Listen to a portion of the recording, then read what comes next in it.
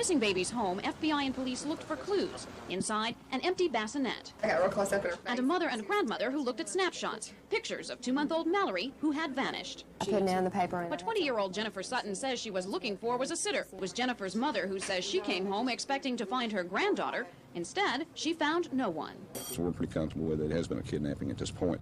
Based on the family's description, authorities have put together this composite of the babysitter. A white woman described as 30 to 45 years in age, 5'6", heavyset, and wearing a turban to cover her head. As Mallory's mother waits for good news about her daughter, authorities continue to check out a Houston answering service that the sitter might have used. A long shot that may bring Mallory home. Police believe her babysitter may be involved in a child-selling ring. The latest information leads police to believe the baby and her captor may still be in Texas. Flyers now hang in local stores with composite drawings of the abductor. Sutton say they will pursue any avenue that might lead them to Mallory. They're trying to arrange appearances on national TV shows and even enlist the help of local psychics in efforts to bring Mallory home. Little Mallory Sutton was reunited with her mother last week after authorities found her in Tampa, Florida, at the home of Susan Miller's boyfriend. For a happy reunion with 3-month-old Mallory Sutton, the Coppell baby who disappeared in November. I'm very happy.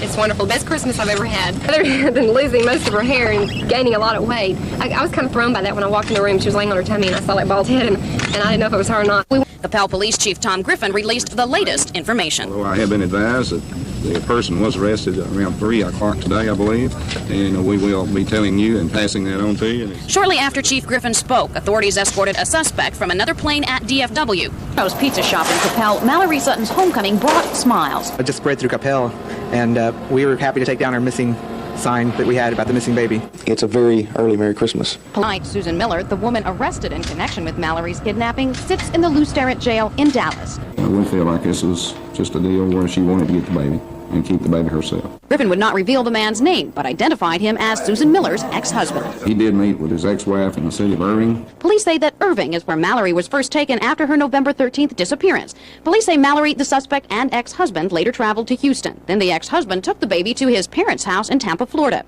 Police say the ex-husband believed he had fathered the baby and that Susan Miller was the mother. Police say it's possible that Miller used the child to reunite herself with her former spouse. Maybe a little while down the road, he began to grow a little suspicious. If Susan Miller is convicted of kidnapping, she faces a possible fine of $5,000 and a prison term of 2 to 10 years.